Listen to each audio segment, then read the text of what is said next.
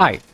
So I'm still continuing on the refactoring, optimization, and change in general in this ClangParser class.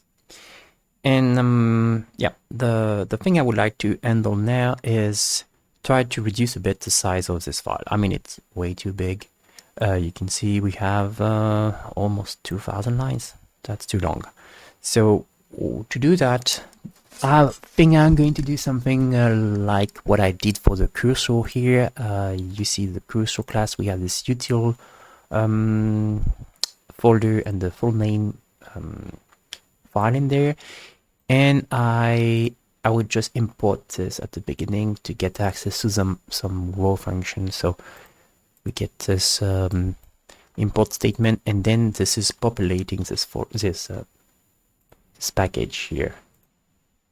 So yeah, then we can use those dedicated functions specifying self as first argument. So let's try to do the same thing here for all the pass function that we have. Do we do that? Go in bin C9, let's say C9 parsers or C9 parse, maybe. I don't know. Or maybe we just keep utils.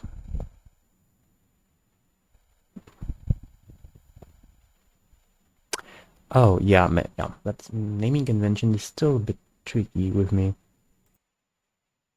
But yes, let's just go with utils, and we had another file for each main function that we have. So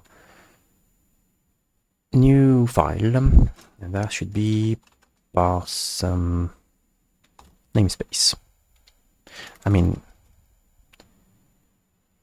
I don't really want to use capital letters here, or can I?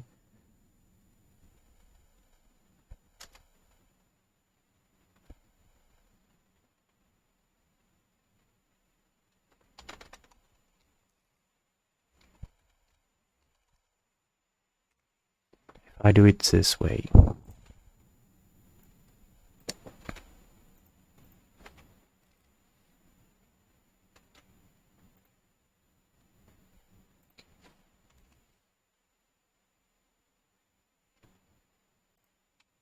So I take this full function, the parse namespace,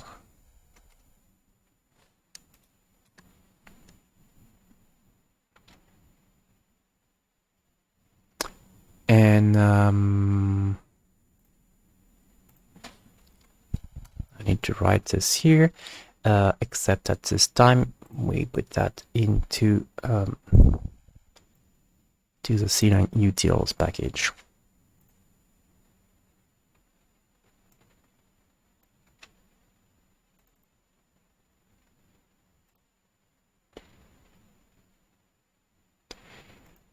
And the first argument that we should provide, which we call self here, is going to be the C9 parser.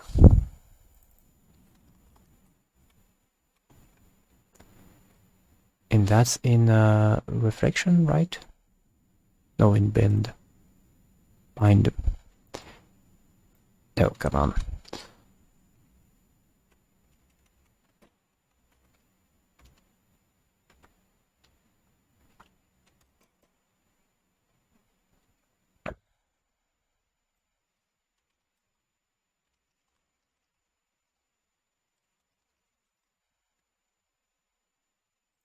And we need access to Luna. Yeah, I mean, it's still fair to provide that, or can we get Luna directly from the C9 parser? Probably.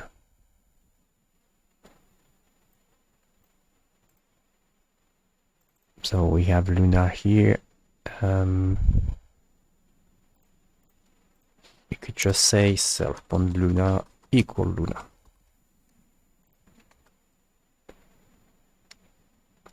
All right. I mean, I think I'm doing that already for the reflector, for instance. So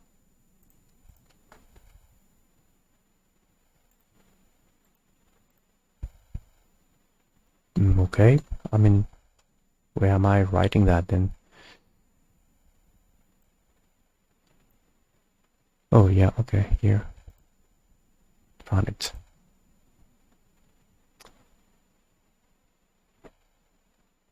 And you get to specify that as an argument. Interesting.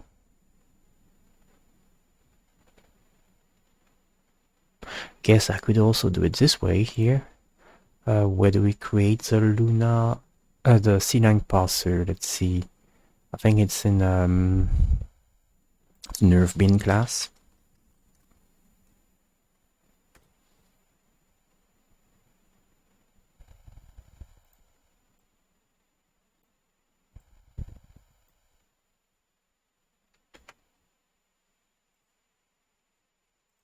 Just here. And NervLand is also where we have the reflector, I believe.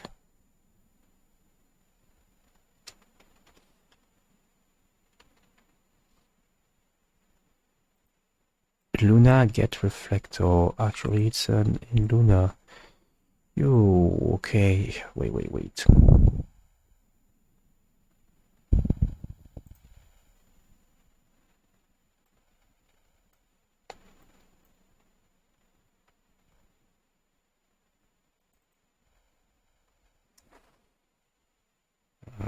Okay,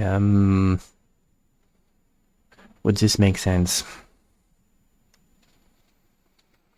Yeah, maybe not.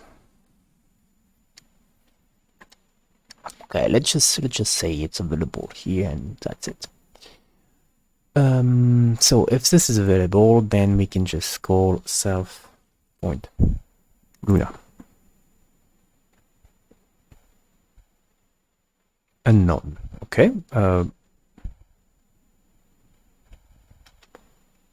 Why is this unknown? Because here it's unknown, so we can just add a type on it.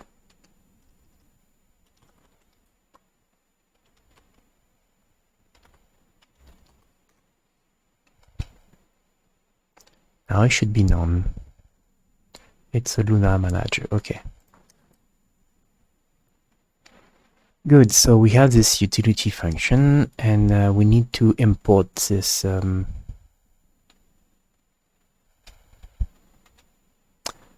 this additional module now in ClangParser. And in fact, we could just,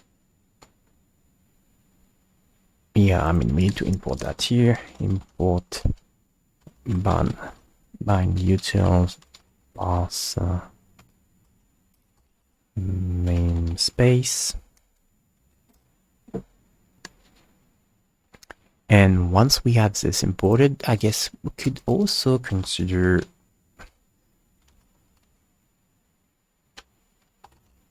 linking the function here. Equal clang util pass namespace. Okay. Which means that then we can keep using pass namespace. Like that. Even if the function is not defined here. And it's still known and everything. That's cool.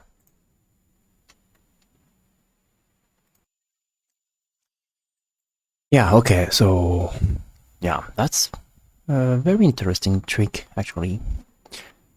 So we can add this pass namespace function in a separated folder.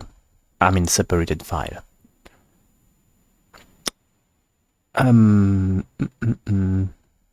What's next? I mean, I should probably check that it's still working fine first.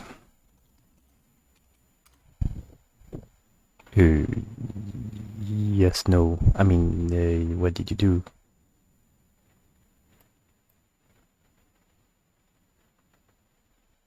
Bin? I mean, it's not bin, it's clang utils. Okay.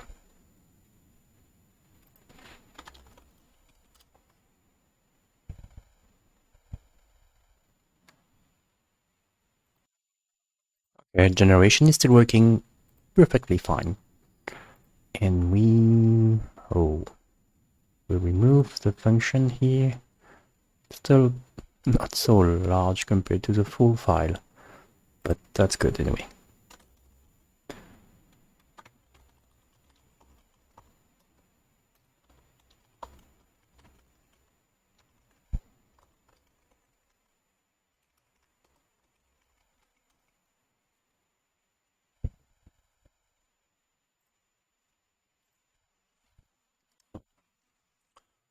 Next,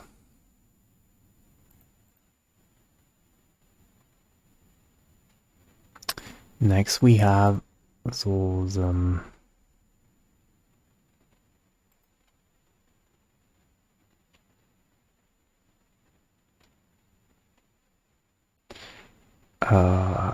fact, maybe I could still put them all together here. Yes, we'll see how big this becomes, but for the moment, probably good enough. So this union declaration.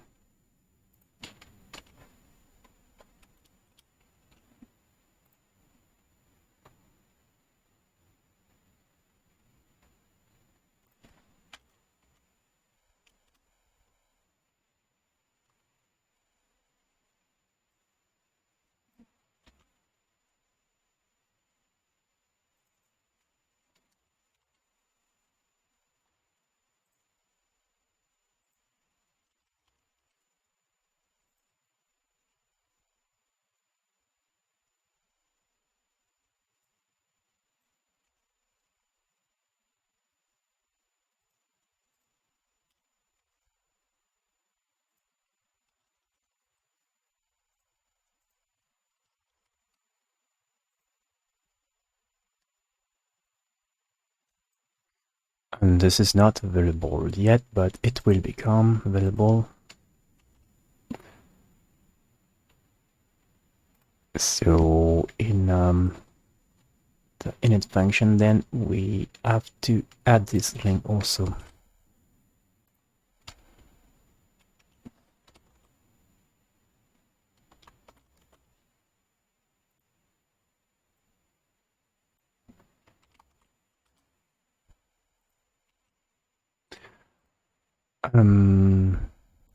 I guess for now we should call that parsing.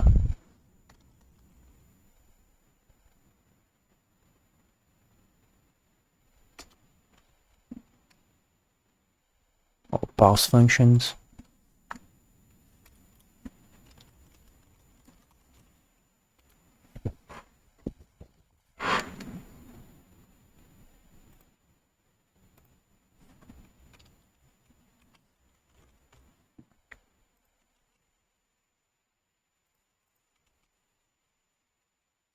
And now the union declaration is back.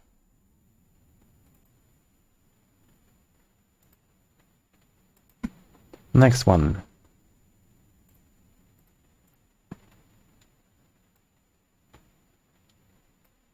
Field parser.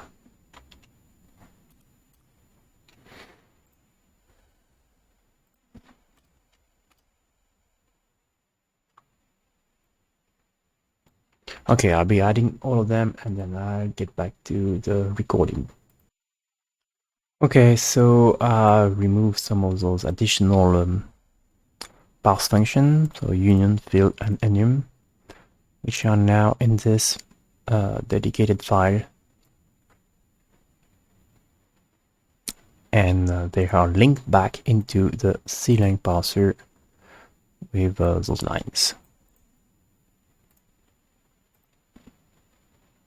So more entries and a few less lines here. Again, checking we're not breaking anything. Okay, so no binding files modified, so this is all arc and we can do a commit.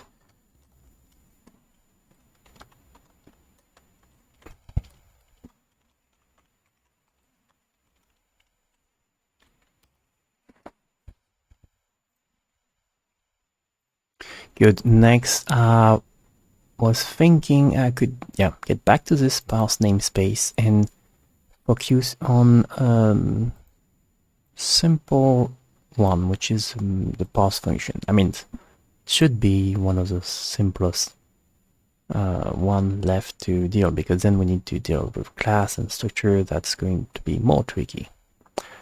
So let's see. So function declaration. We will just add another function here actually to do the handling. Let's take a small one to start with, maybe this one.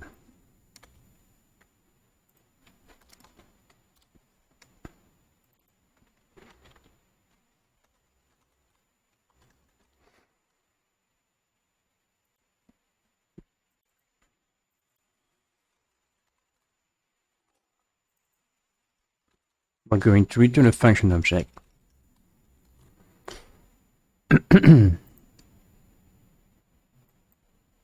And what do we do here?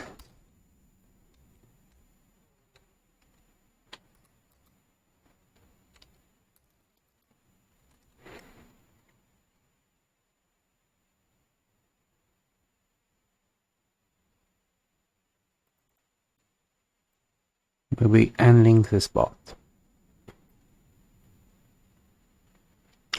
So, I mean, let's just move that up actually then.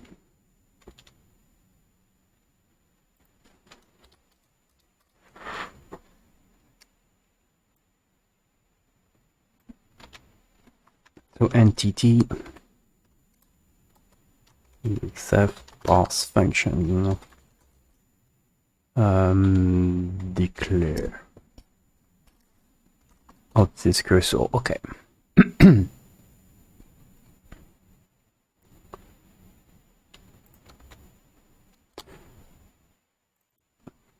That should be the function.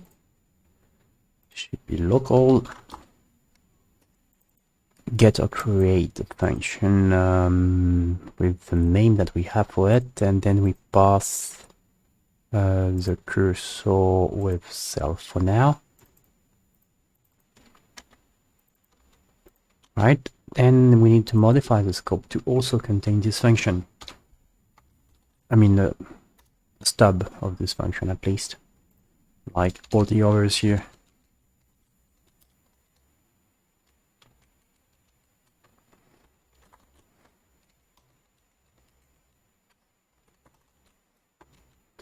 Get or create function.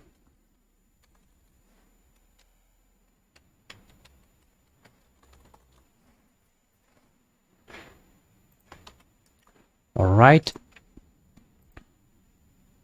So now this is available, and we are using it just here. I mean, there's something a bit... Yeah, I mean, we use function declare namespace. Okay, let's do it this way. So let's also add this new function in the ClangParser here.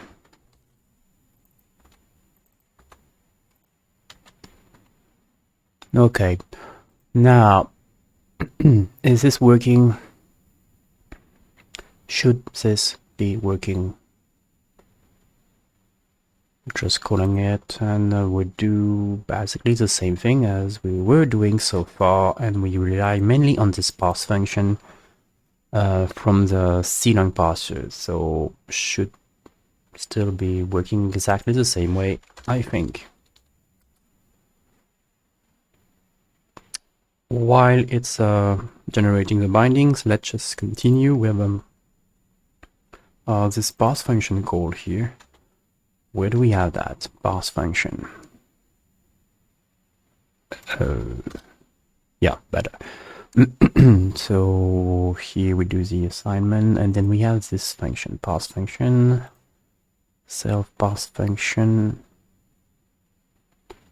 Okay, that's in case we are in a class, right?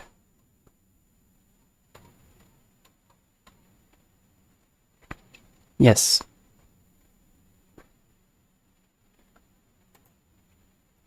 So in all those cases, we use parse function the same way.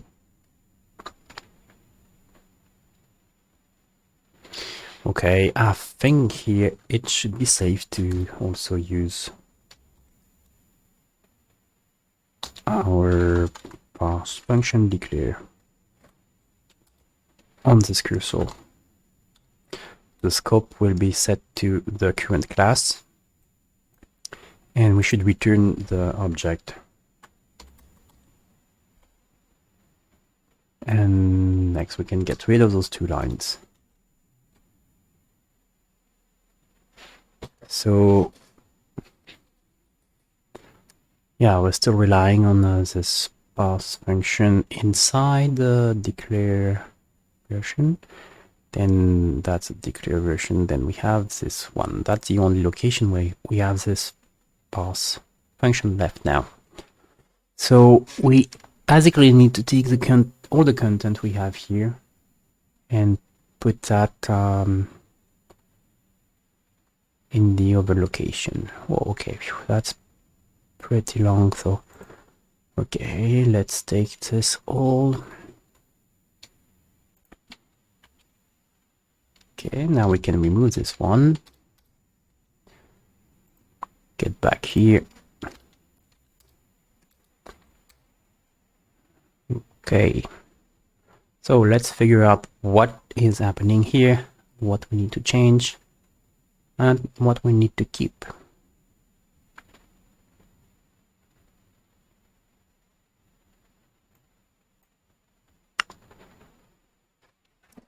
We don't really expect to have a function declaration because it can be either a function declaration or cxx method or something like that. But I guess we could still check the type that we have. Oh yeah, not needed.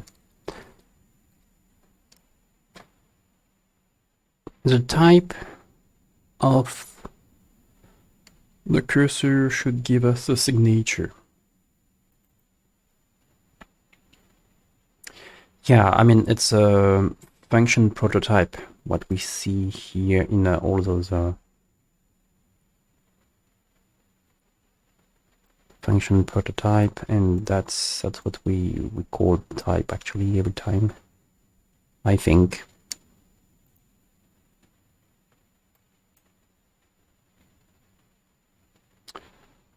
So what do we do when we're passing the function and we already have this signature?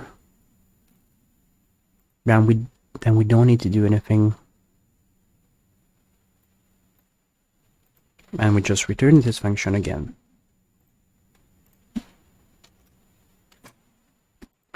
Adding signature system to function system. So create signature.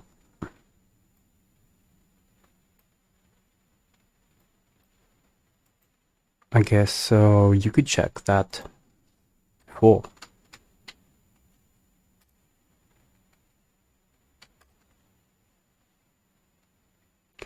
And then again we have this push context thing. Signature is defined if the current cursor has a definition. Okay, this I'm not quite sure what to do with it yet, so let's just ignore it for now. Location, okay, boom, boom, boom. Get location for path, okay.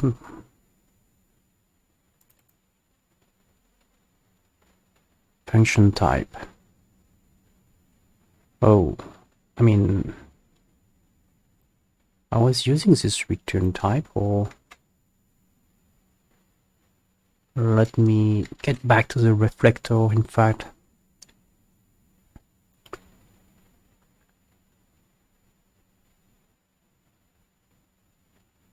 On the cursor, what was it?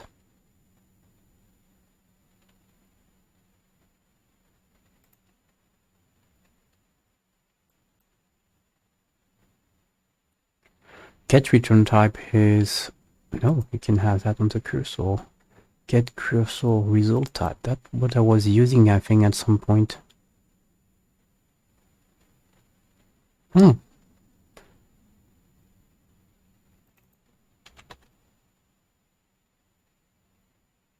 Well, wait a second. I mean, when I'm doing the parsing, get AST. Oh, maybe it's the full name now. Get return. Yes, here we have it. So we start with the cursor and we get the return type here. Not exactly the same thing as starting with the type and getting the return type, which is what we do here.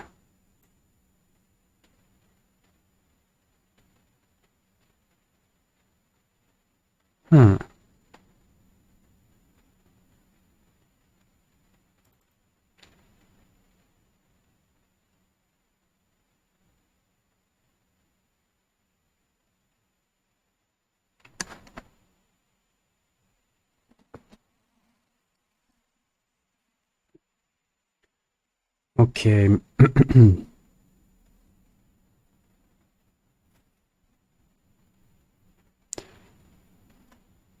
So again, we'll be using get resolved type here from the type manager with a type name. Okay.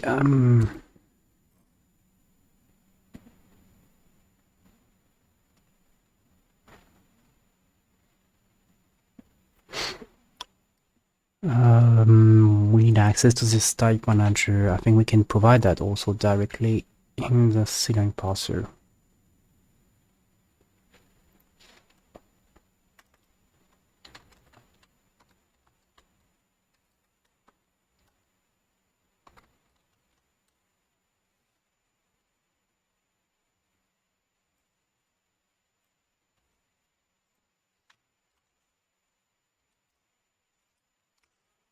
Like that.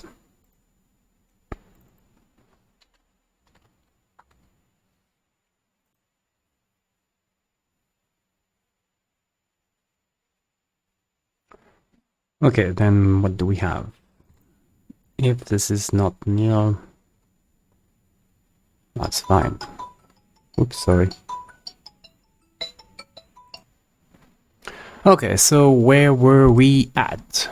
There is so the possibility that the return type, the result type for type name, which is a return type. Yeah, the resolution here is only using a name. Okay. Result type. If we have it already, then we can provide that. Otherwise, we have to resolve it somehow. So this is another call of this resolve function, which is pretty big. But yeah, let's not touch this part for now.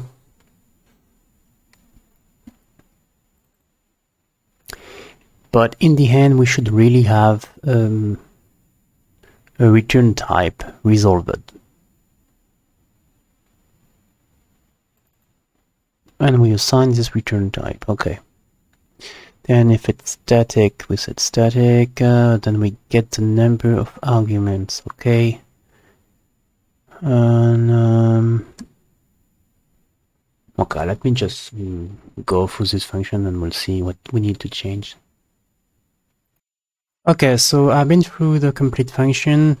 In the end, it's pretty dirty, but yeah, it's doing the job, so I don't really want to mess everything up for the moment, so let's just keep it this way and see if we can modify smaller chunks one by one. One of those small chunks that I think I could change is here. When we do the set visibility, we use this this table or list. And in fact, I think we can just provide that directly as part of Lua or something. Or maybe we don't even need this. We could just read what we have in CLang. So let's see, reflection visibility, unspecified, public, protected, private. And I think that's exactly what we have in CLang. Access specifier or CXX access specifier. So invalid, public, protected, private. So maybe we could just add a name for that.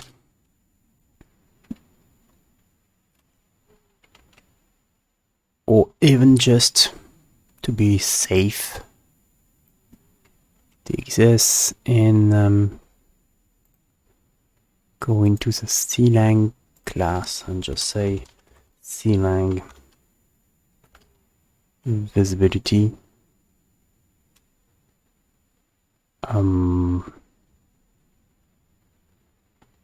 do we have? Visibility kind.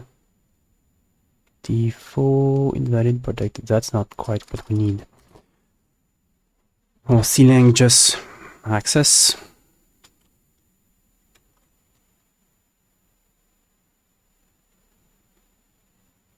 I mean, this might become a bit confusing too. So CLang this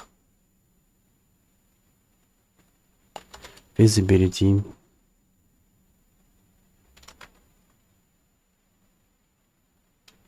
Oh no, let's stick with this then. And then we just add our table here. Good. Which means that now for this part we could just go and say CLang this public. Same thing, and do that, CLang this public. So we don't need this this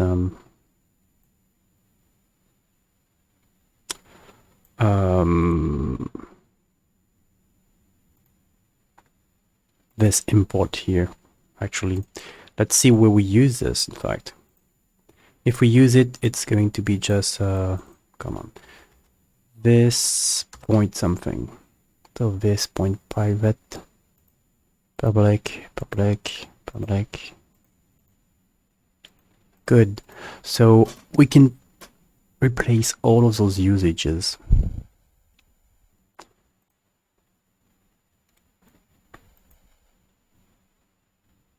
Let's figure out in which file we're using that. That's reflection visibility. Okay, we have a few of them, so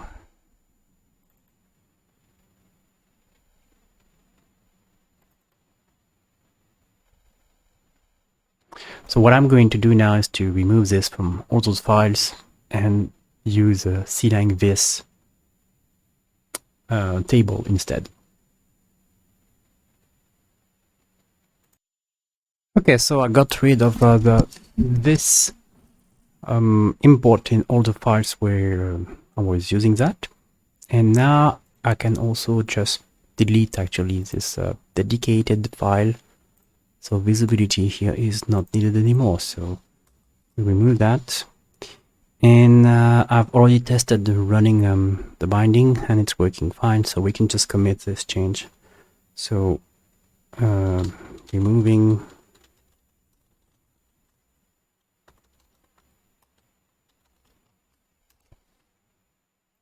good. So now let's think about what should be the next step. Okay, so next thing I'm going to look into now is this resolve type method. We're going to start very simple again. One thing I've noticed is that in all the usage that we have for this method, we are providing 2 arguments except for one location, which is here when we're passing type ref. So we need to clarify if this is really needed, And if it is, then we can still actually use that, I mean, make a specific case for this inside the function itself, so we will not need to pass the free argument in that case either. So how do we test that?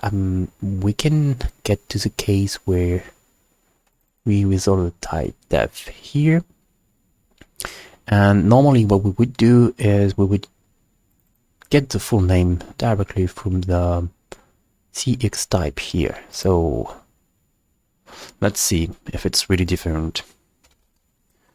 So f name equal cx type get full name.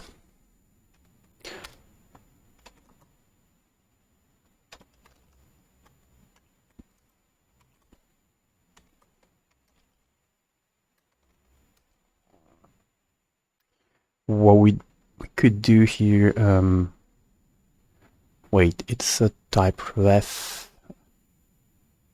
I guess it's supposed to be a cursor, right?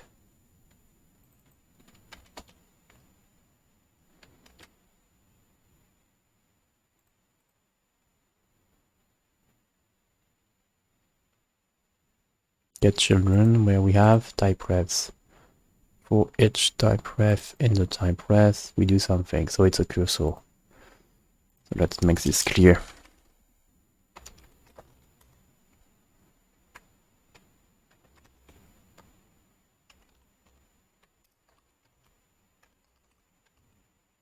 No, come on.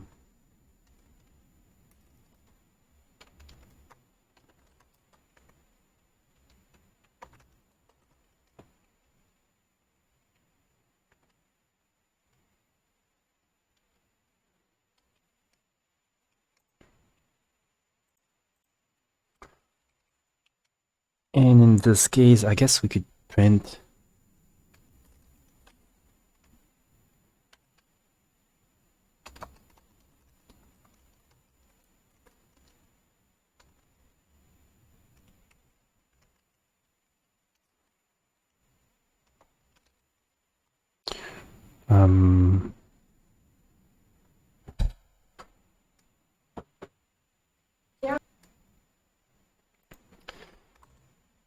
so we compare f name, and it's different from d name, and I guess we could also print the AST in that case.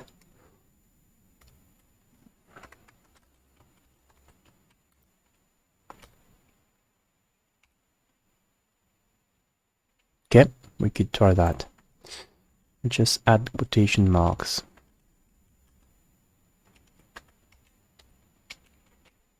So is this failing?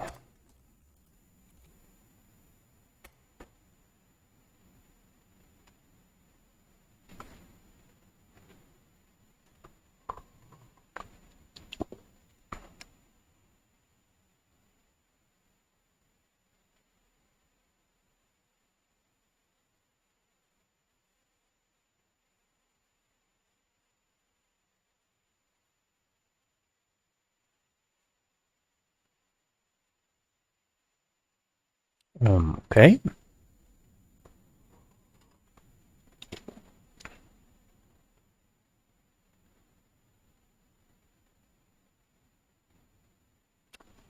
It doesn't seem to be failing so far. Let's just finish that.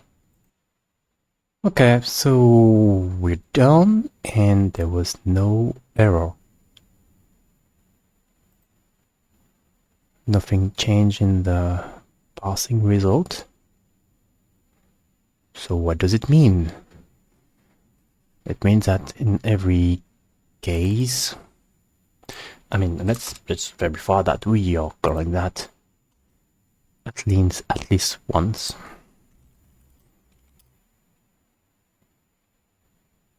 Yes, we are.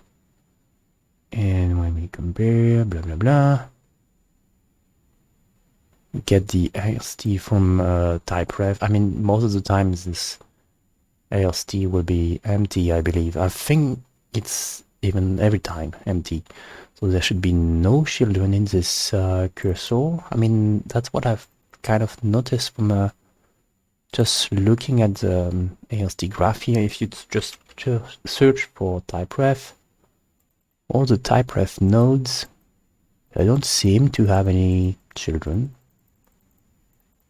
I mean, that's probably something we could check. Also, how can I verify if we have children in a node? It's probably something for that.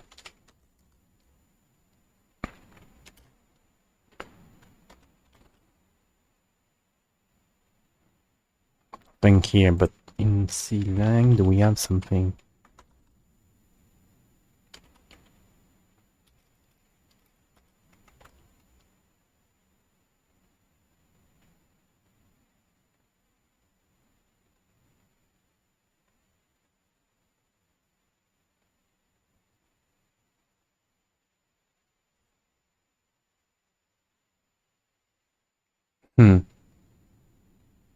No, not anything very obvious.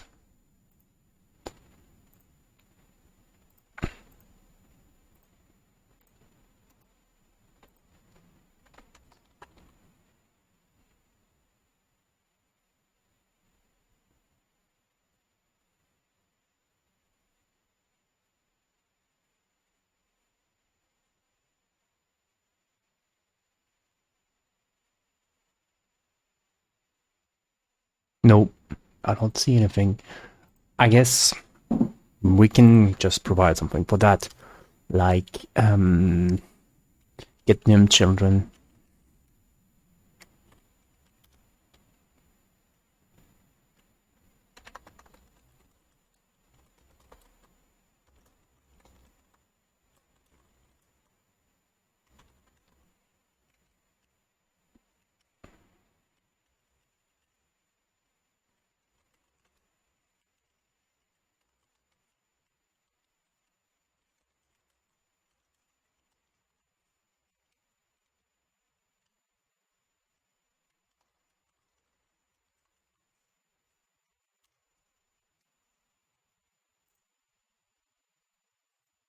So we would start with a count of 0, and then we will visit the children. So we'll just do self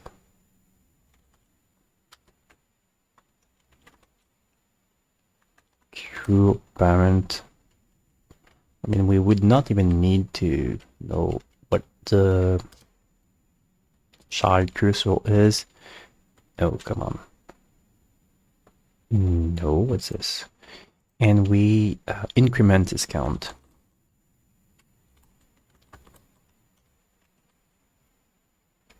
Then finally we return this.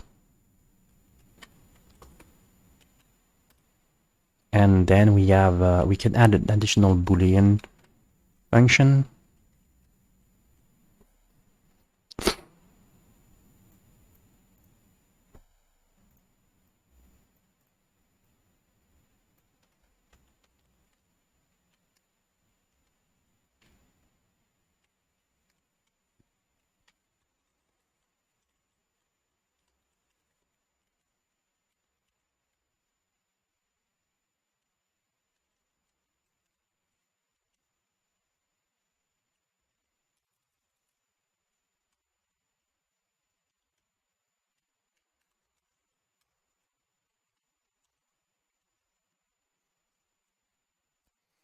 Okay, so this means that here we have a type ref here, so we can check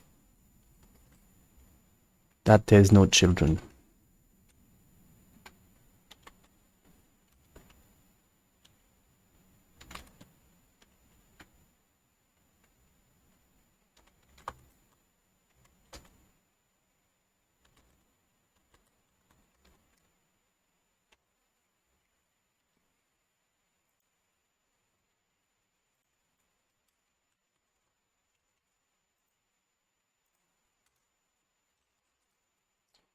And yeah, I mean,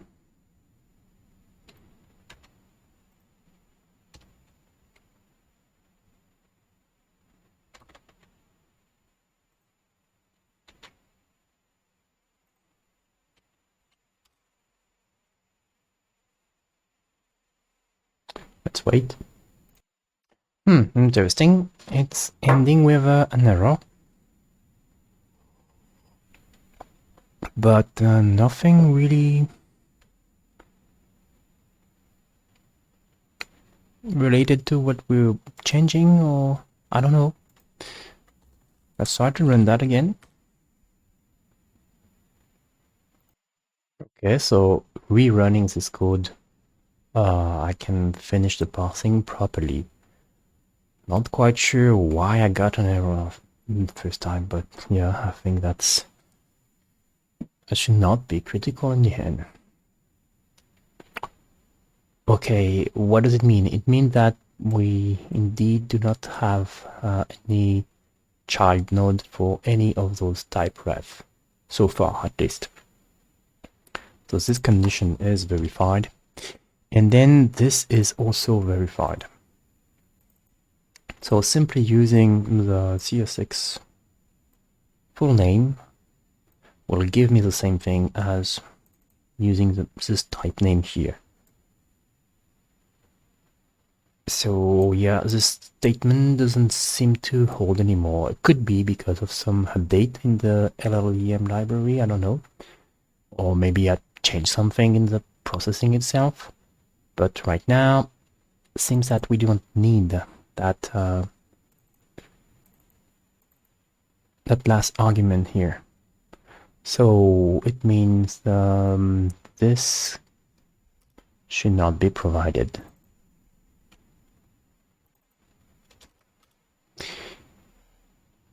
And so when we proceed with a type ref, resolve type ref,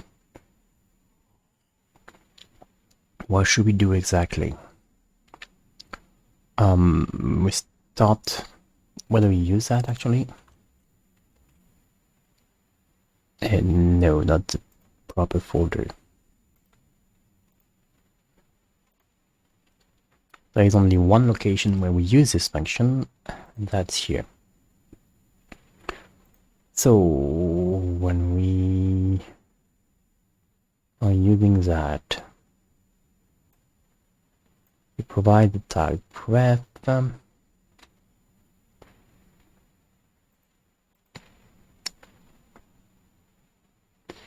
we will not need this type name.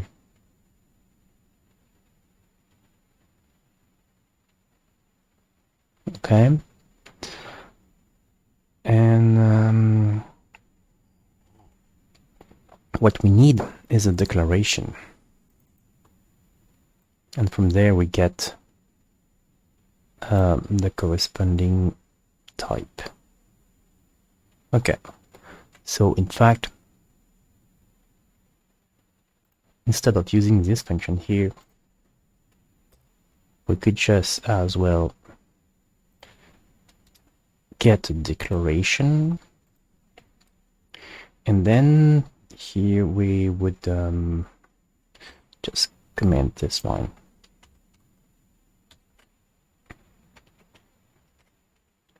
Resolve a type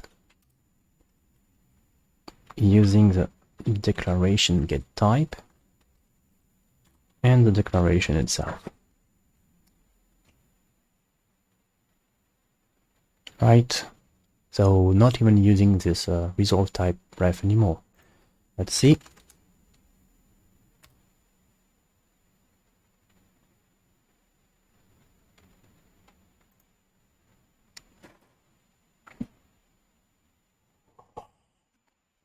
So what else did we change? The cursor, we added those two functions.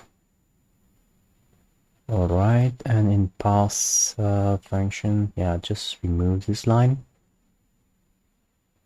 And then in ClangParser, we are currently getting rid of this resolve type ref method.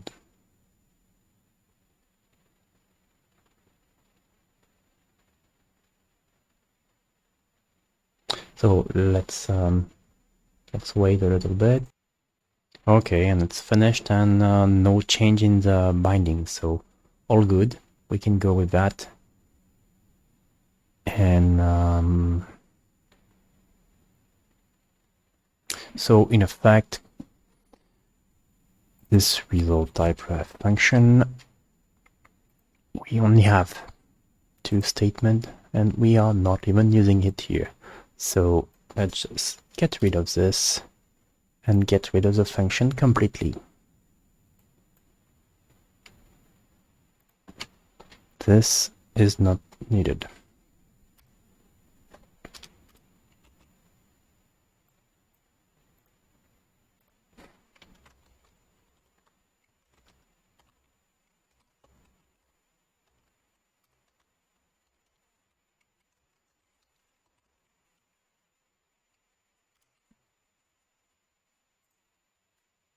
Okay, so let's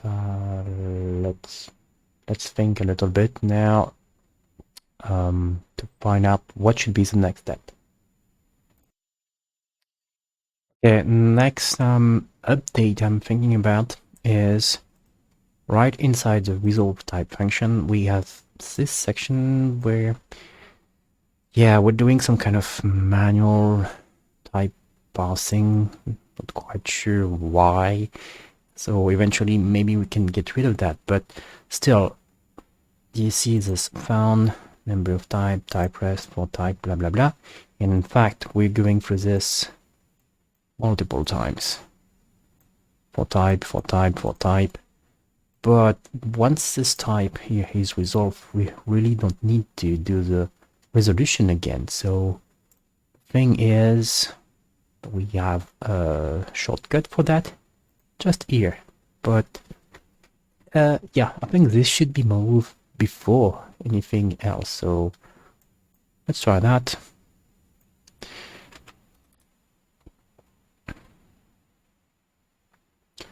Type name is just when you try to get the full name of the type. Probably we just need that here.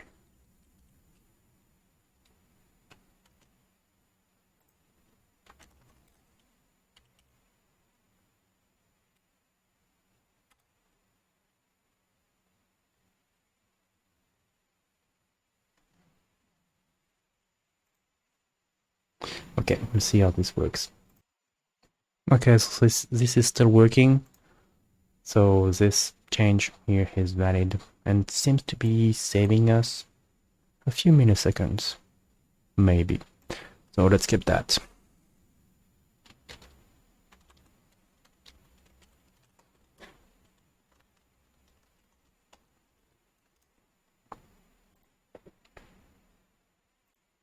Okay, next point. Okay, so next point I'm currently checking is this context cursor in the case where we're passing a function. So right now we are in the pass function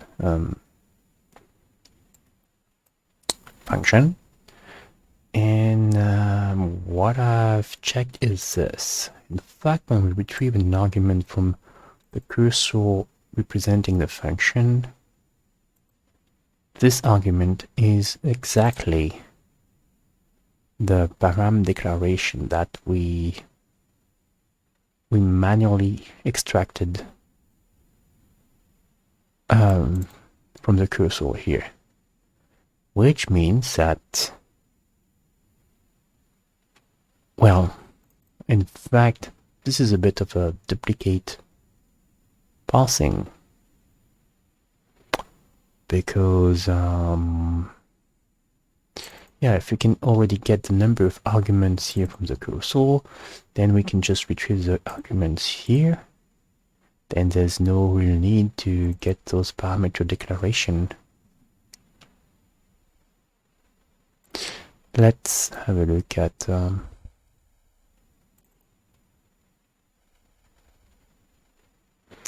yeah, we're basically just checking that. And next, where do we use this list? In this push context. So the initial idea was really, yeah, trying to get rid of this. So Now that we know that this is really just the argument, do we need to, I mean, this never happens, right?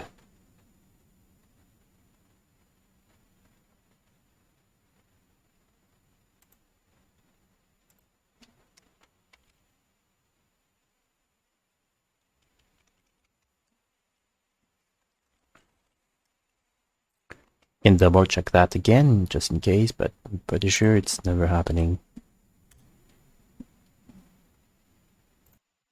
Okay, it's not happening. So we can get rid of this, definitely. We do not collect the param declaration here. So we don't have to do this part. And we only need to, yeah, maybe check if it's DLL imported. Even that, not quite sure, we'll see. Then no need to do the checking part here. Wait. Yeah, I mean, we were already checking this here, in fact. But yeah, that's not happening. We can get rid of this. So this check doesn't make sense anymore either. And now that we have the argument itself, we could in theory just use that as context cursor. But again, the idea is really to get rid completely of this context cursor. So what's happening here? We have this hog cursor also provided as the argument here for resolve argument, and add argument is really just doing nothing, I believe. Sig is not defined. Yeah, sig is not defined. Why that? Function get or create function. So this is a function. Signature and create signature unknown. Really? Oh, I mean, it's returning a unknown thing. So let's say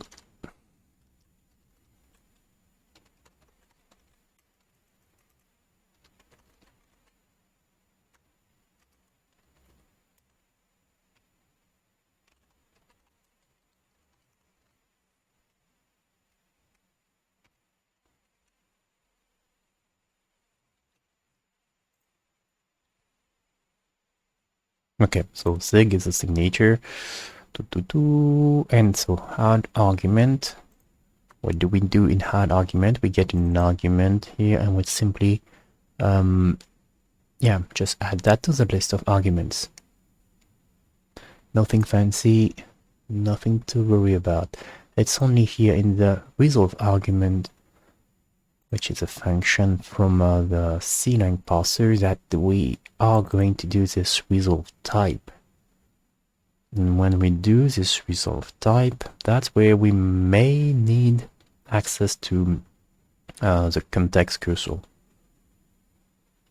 Underneath here, we don't need that. Let me just try to find get context cursor again. How many?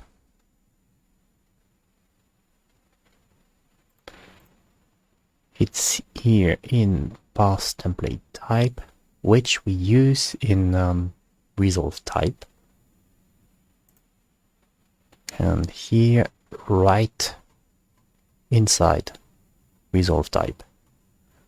Oh my, this function is so big, I really need to cut that into pieces. So assume you would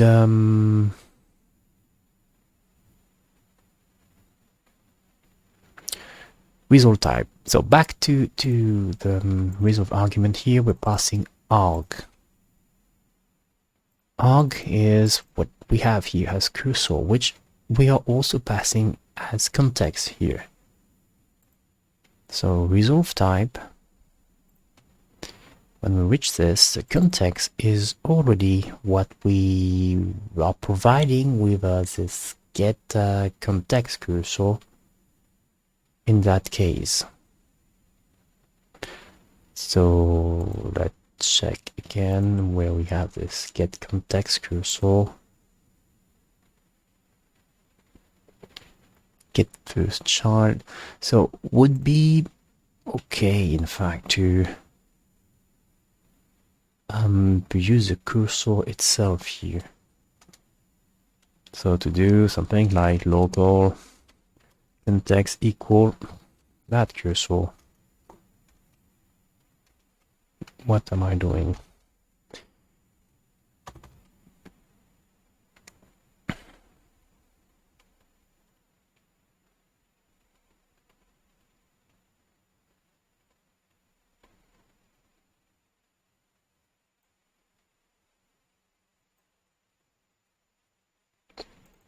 Here again, we use resolve type with this as a context. So it seems that it would be okay to just use this context with this cursor.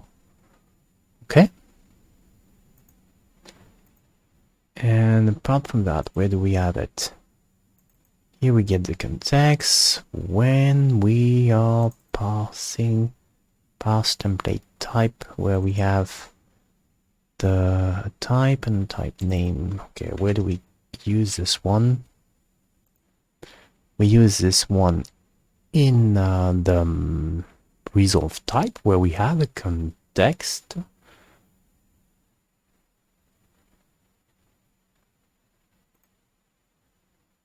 And here we are still in resolve type.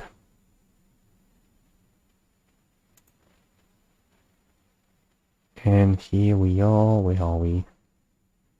In pass class. So I'm really thinking that we could set the context here as an additional argument. I mean, I'm not completely sure, but I think it's worth trying this. So in effect, what does it mean? It means that when we call that, we need to provide a context cursor.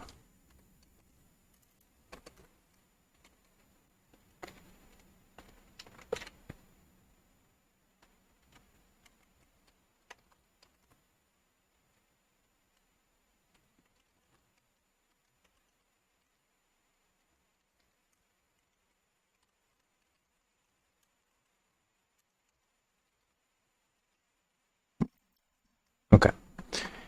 Next, where do we use this function? I mean, first, in this function here, instead of relying on the get context call, we just use provide context. And we check that it's not nil.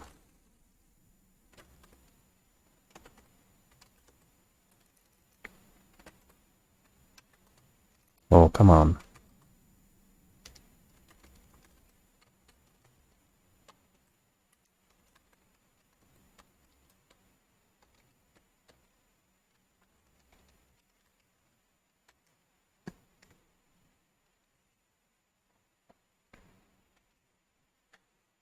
Okay. So where do we use this then? So here we are in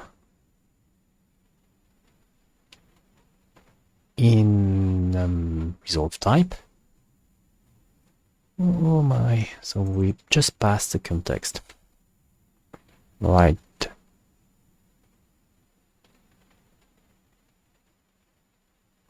Where was this line again?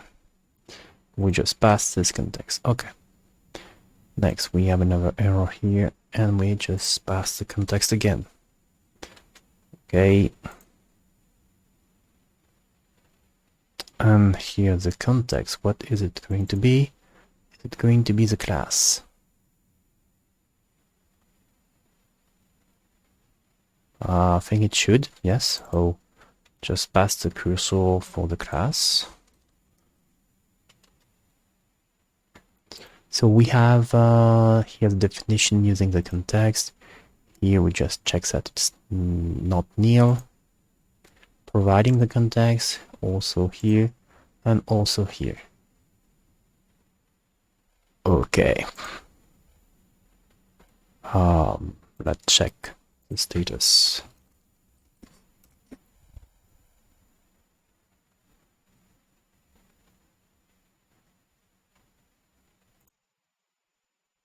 Okay, so generation completed successfully, and we didn't get any update in the bindings. That's perfect.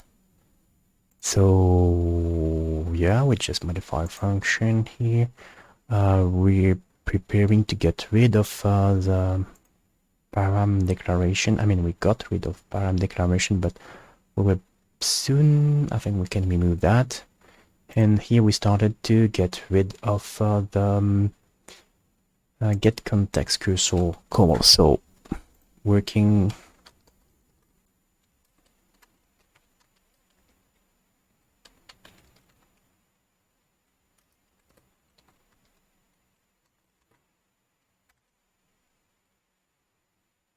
Okay, so let's continue now. We have this call.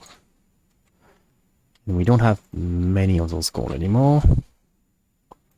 Here it's removed, so we can get rid of this line, okay. And here it's, where do we have this?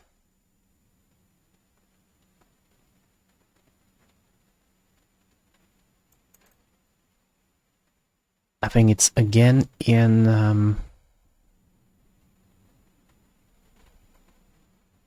the type, resolve type. Yes. So we should normally be able to use just the context here.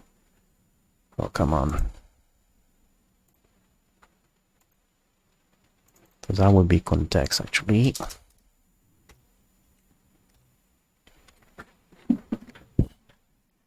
Okay, and why do we need this exactly? Not quite sure, but never mind. So if we do it this way, then we're not using the get context cursor anymore. So let's see if it's still working fine. Uh-oh. Not quite.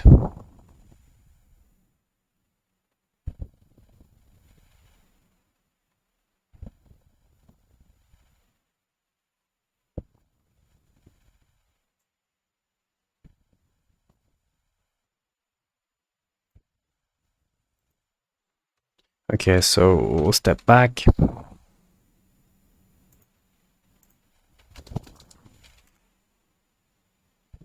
So this is arc. But if I try to use something else, context, then it's not arc anymore. Really?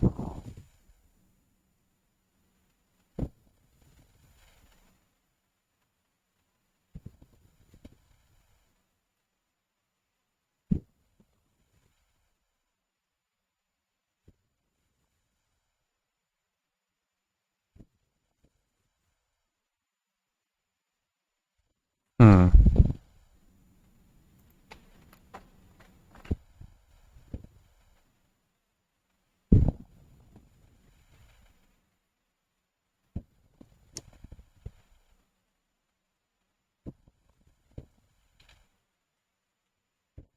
Okay, let's consider something else. Here we see that we use result type, and when we push, no, we cannot. We have to handle the this one first. But then, how do we do that?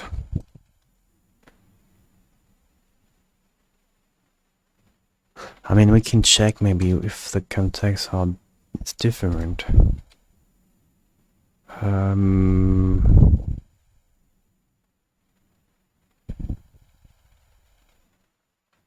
So if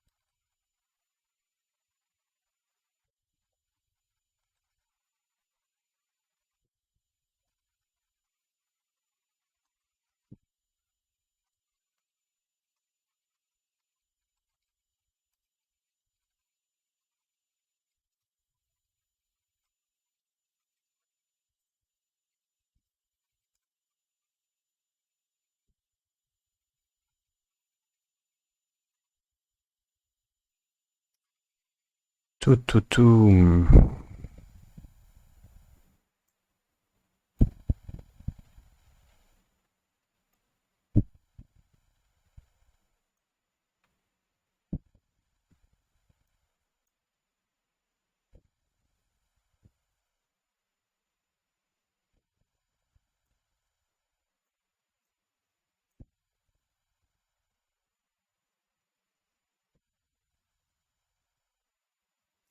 Wait a sec. Context here is ref ptr. For us, it's just ref.